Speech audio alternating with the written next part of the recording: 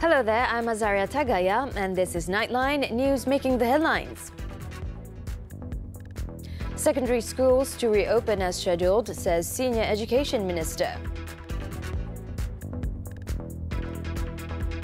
And Pfizer begins COVID vaccine trial on infants and young kids.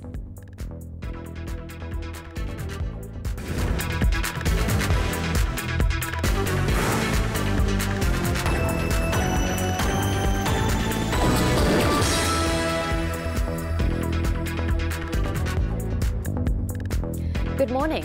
The government is committed to providing comfortable and affordable housing to M40 and B40 urban poor groups, especially in rapidly developing areas, despite facing the challenge of rising property values. Prime Minister Tan Sri Muhyiddin Yassin said the government is also facing a challenge of ensuring the welfare of the urban poor, especially city dwellers living in public and private low-cost or People's Housing Project PPR flats. The Prime Minister said on Friday that the government had spent 40 million ringgit under the economic stimulus package last year to carry out maintenance work at all low and medium cost flats and apartments. Dan dalam menyahut cabaran-cabaran yang saya sebutkan ini, bahawa ini kerajaan melalui Kementerian Wilayah Persekutuan telah pun melancarkan panduan pelaksanaan pembaharuan semula Kuala Lumpur. Panduan ini bertujuan untuk membangunkan semula kawasan usang, kawasan yang tidak ekonomik seperti perumahan awam Sri Labuan ini, dan disasarkan supaya menjadi kawasan yang berwajah baru, vibrant dan juga mampu untuk berdaya saing. He also said the completion of the Residency Razak Mas 2 project after a 10-year delay was also proof of the sincerity, focus and efforts given by the government to ensure people's well-being. 395 owners of Residency Razak Mas 2, all of whom were residents of Sri Labuan flats, received the keys to their new units, which are bigger and more comfortable compared to their old flats. The units were given to them free of charge, while another 245 units were offered to other residents at a subsidized price of 198,000 ringgit. The Kuala Lumpur City Hall is also planning to redevelop the 10-acre site of Sri Labuan flats to build another 3,000 affordable houses. Now, the face-to-face school sessions for the secondary level, scheduled to begin on April 4th and 5th, will continue in accordance with the Standard Operating Procedures SOP set, although there are 41 COVID-19 clusters originating from educational institutions since January 1st. Senior Education Minister Datuk Dr. Razi Jidin said on Friday that the ministry would also continue monitoring the situation closely so that students could resume the learning sessions safely. Kita ikhtiarkan yang terbaik supaya kehadiran murid-murid di sekolah untuk mengikuti pembelajaran dapat dilaksanakan dalam keadaan yang selamat. Dan insya-Allah kita akan teruskan usaha kita untuk melihat dan memantau SOP dari semasa ke semasa supaya sesi persekolahan ini dapat berlangsung dan dapat diteruskan. He also hoped that all parties, including parents and schools, will give their support and comply with the SOPs so that the school sessions can continue in a safe manner. Schools had been reopening in stages, starting with preschoolers and primary school students nationwide from March 1st. Secondary schools in Johor, Kedah, Kelantan and Terengganu will commence face-to-face learning sessions beginning April 4th, while the rest of the states will start the following day.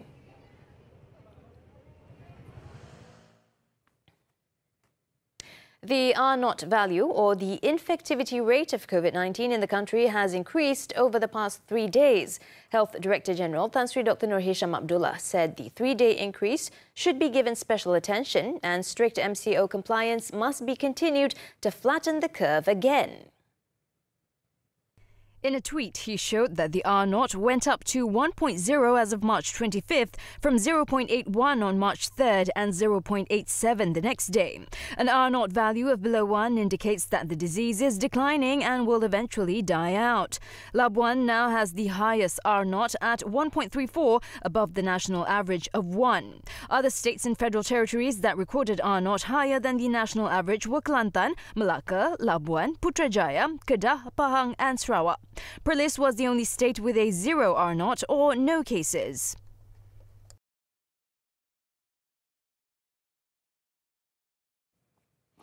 In the meantime, Malaysians have been reminded to be responsible tourists by abiding with the standard operating procedures (SOPs) set for the tourism sector.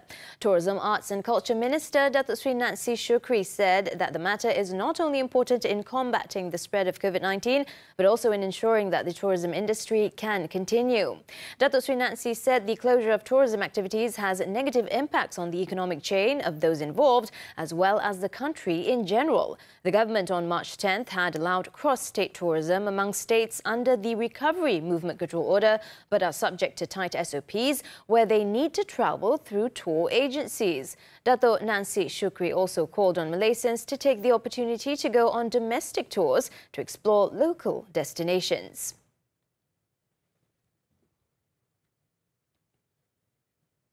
The Transport Ministry has decided to extend the exemption for renewing Malaysian driving licence LMM and motor vehicle licence LKM involving non-commercial vehicles effective from April 1st to May 31st this year.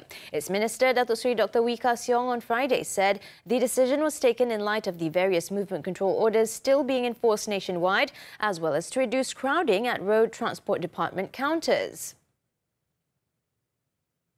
Saya akan mewaterkan pada hari ini juga untuk mereka yang tamat tempoh pada April dan Mei 2 bulan ni, kalau lesen memandu atau lesen kenderaan motor, senang kata driving license and road tax, kalau mati, perkataan orang kampung juga matilah.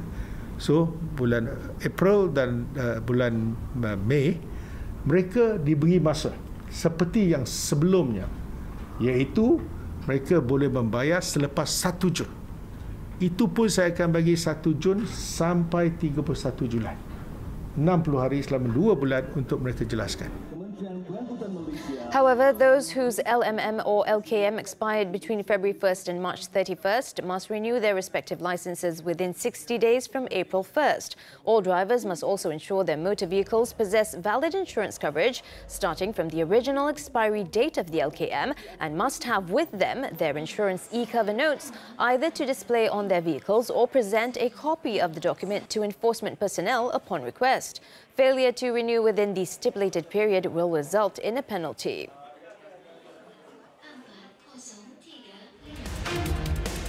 The labour market's recovery, how to promote job creation and increase employment opportunities, from job seekers to job creators, and working in the gig economy. Join me, Tamina Kausji, on Money Matters as we speak with Malaysian Employers Federation Executive Director Datuk Shamsuddin Bardan. This Saturday at 5 p.m. on TV3.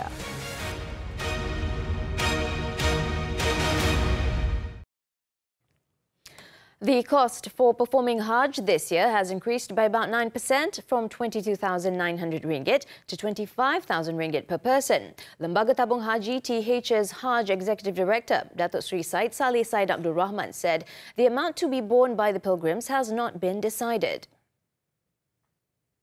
Datuk Sri Said Saleh said the increase was due to a threefold hike in the value-added tax or VAT imposed by Saudi Arabia. He added that the VAT had increased from 5% in 2018 to 15% in July 2020. He said other factors might also impact the cost of this year's Hajj, such as additional COVID-19 standard operating procedure implementation or rules that have yet to be announced. Datuk Sri Said Saleh, however, said the government had yet to decide if the payments for pilgrims would increase. At present, TH subsidises the cost for all first-time pilgrims under the Mu'assasah, with pilgrims paying only 9,980 ringgit per person. This figure has remained unchanged since 2009. Meanwhile, with roughly 80 days until this year's Hajj season starts, Datuk Sri Said Saleh urged pilgrims who have received their offer letters last year to make the necessary preparations, including registering for the COVID-19 vaccine as made mandatory by the Saudi Arabian government. He added that TH will discuss with the Health Ministry on its vaccination plan and how they would accommodate the needs of prospective pilgrims. Though there had been no announcement yet on whether Malaysians would be allowed to participate in the 2021 pilgrimage, nor the number of pilgrims or the pilgrim selection criteria, Datuk Sri Said Saleh said that both TH and the pilgrims must be prepared as the Hajj season approaches.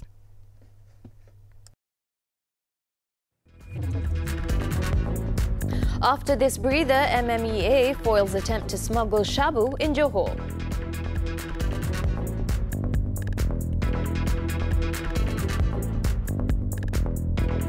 Welcome back. Still with us on Nightline. The Police's Commercial Crime Investigation Department CCID has set up a one-stop centre to combat scams. According to its director, Commissioner Datuk Zainuddin Yaakob, the public can now call into the centre to verify if the calls they were getting were from real government agencies or scammers. Members of the public can also call in to share information of scams with CCID, such as phone numbers and bank accounts that have been given by Macau scam syndicates. Police also urge the public to take advantage of this facility to help curb such scams, as the number of victims have increased sharply. In 2019, there were 5,725 cases reported, with losses totaling more than 254 million ringgit. For 2020, the numbers went up to 6,003 cases, with losses totaling more than 287 million ringgit. As for this year, up to March 24th, 1,392 cases have already been reported, with losses of more than 38 million ringgit.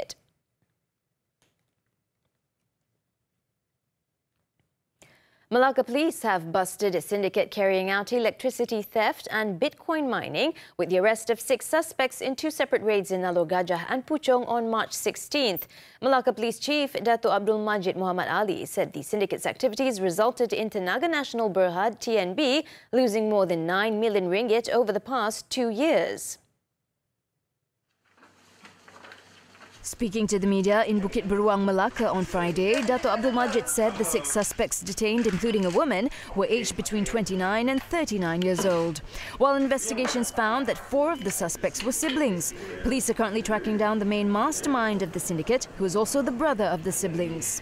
Pihak polis telah berjaya merampas 317 peralatan yang kita percayai digunakan untuk pelombongan Bitcoin, yang mana nilai mesin-mesin ini adalah 95,100. Kita anggarkan satu mesin ini harga dia 300. Manakala semakan yang kita buat dengan TNB, kita dapati dalam tempoh ini 6 premis ni dan beberapa premis lain, kerugian daripada kecurangan arus elektrik yang dialami oleh pihak TNB sebanyak 9 juta. He added that police had detected at least 17 other premises carrying out the illegal activities, but the suspects had recently moved out following a series of raids by the authorities. All suspects have been remanded, and the case is being investigated under Section 379 of the Penal Code and Section 37, Subsection 1 of the Electricity Supply Act 1990. The offence carries a jail term of 10 years or a fine of 1 million ringgit. The Johor Malaysian Maritime Enforcement Agency MMEA foiled an attempt to smuggle in more than 68 kilograms of shabu worth 3.8 million ringgit in the waters of Parit Amat in Muar, Johor on Thursday.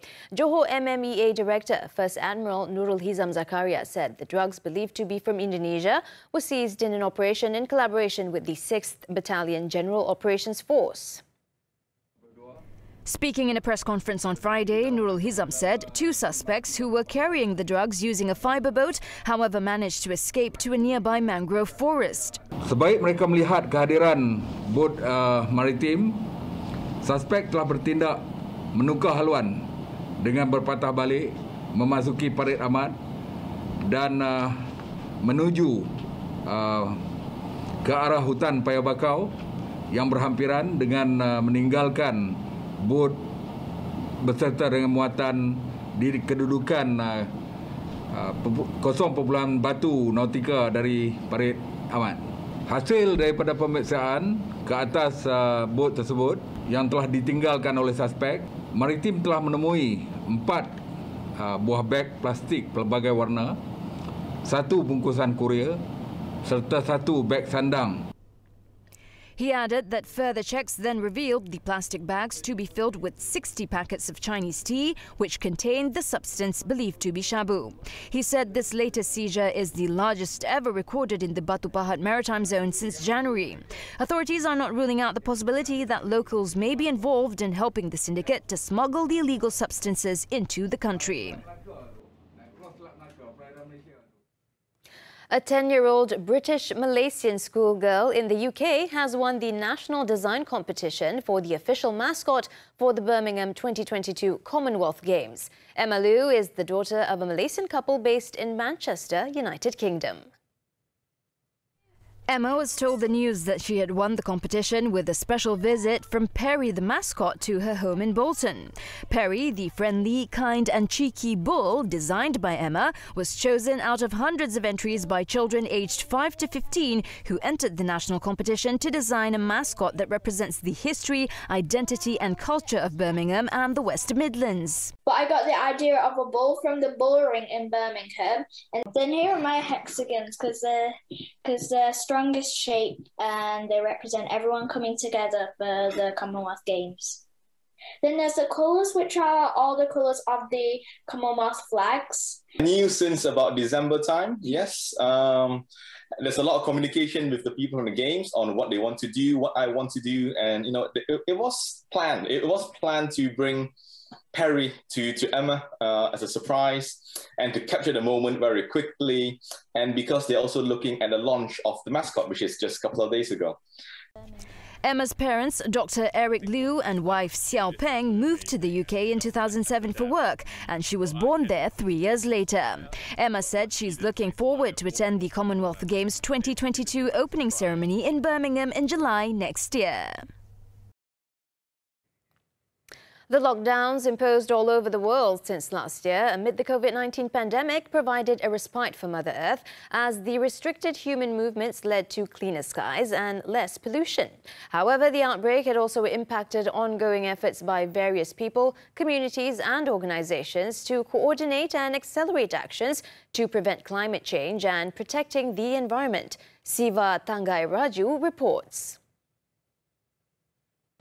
Healthy natural ecosystems are the cornerstones of equitable and sustainable societies. The occurrence of several incidents last year, including extreme weather events and the COVID-19 outbreak, highlighted that preventing nature loss is crucial for safeguarding our future. Over the years, the government, non-governmental organizations, the private sector as well as activists in Malaysia have been working hand-in-hand towards conserving the country's biodiversity and nature as well as reducing greenhouse gas emissions. However, the COVID-19 pandemic had disrupted these efforts, including delaying decision-making and implementation of many national-level policies. According to World Wildlife Fund Malaysia Green Economy Analysis Zara Fang, although it was necessary to postpone these actions due to curb COVID-19, it should not diminish the need for urgent action to address climate change, and Malaysia as a biodiverse nation can play a key role on the global stage. We need a global new deal for nature and people, one which emphasizes protection of our natural environment and sustainable consumption and production. And we, as citizens, should urge our leaders to step up and take this leadership position. Finally, it's also about appreciating, recognizing, and respecting our relationship with nature. Our health is very much dependent on the health of the other species that we share this planet with. She also highlighted some of the recent approaches taken by the government, such as coming up with a national budget that focuses more on the environmental sustainability, including the Sustainable Development Goals, adding that the powers that be as well as the private sector should continue to invest in protecting nature to make the country better prepared to tackle global challenges. As for the public, although there is increased awareness in our society on preserving the environment for future generations, much more are still needed to be done. I think there has been a rise in awareness, but definitely not enough. Not enough initiatives have been done by different parties to actually raise awareness and make sure everybody is doing their part. The use of plastic is still rampant. Public transportation is still probably underused. I memang akan bring my own bag kalau untuk itu that my part lah untuk selamatkan our earth, and benda tu I rasa kalau people surrounding I pun buat benda yang sama, itu boleh jadi faktor yang boleh kita kurangkan lagi penggunaan plastik.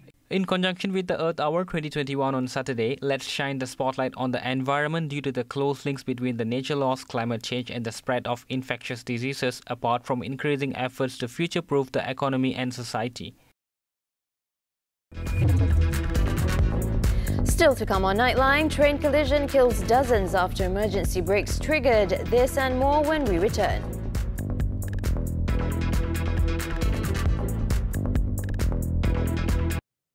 Back on Nightline, the foreign news, Pfizer has started a clinical trial testing its COVID-19 vaccine on healthy 6-month to 11-year-old children in a crucial step in obtaining federal regulatory clearance to start vaccinating young kids and controlling the pandemic. In a statement, the company said it has deep experience in advancing clinical trials of vaccines in children and infants and is committed to improving the health and well-being of children. According to Pfizer, the first participants in the study have already gotten their shots, and it intends to enroll 144 children in the first phase of the trial, where the company will identify the preferred dosing level for 3 age groups between 6 months and 2 years old, 2 and 5, and from 5 through age 11. The kids, the company said, will begin by receiving a 10 microgram dose of the vaccine before progressively moving to higher doses of the vaccine, which were developed in partnership with the German drug maker BioNTech. Participants also have the option to take 3 microgram doses. Researchers will then evaluate the safety and effectiveness of the selected dose levels in the next phase of the trial, with participants being randomly selected to receive the vaccine or a placebo. In Egypt, at least 32 people were killed while 108 others were injured on Friday when 2 trains collided. According to authorities, the train collision occurred while it was going at not very high speeds after emergency brakes were triggered by unknown individuals near the city of Sohag, about 500 kilometers south of the capital, Cairo. The brakes forced one of the trains to stop, causing the other to crash into it from behind and 3 passenger cars to flip over. Further investigation into the incident is ongoing. Egypt has been plagued with deadly train accidents in recent years that have been widely blamed on inadequate infrastructure and poor maintenance.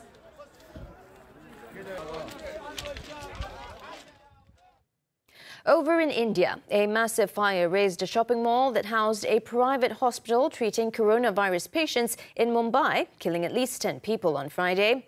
According to officials, the fire broke out in the early hours of Friday inside the mall's Sunrise Hospital in Mumbai's Bandup area.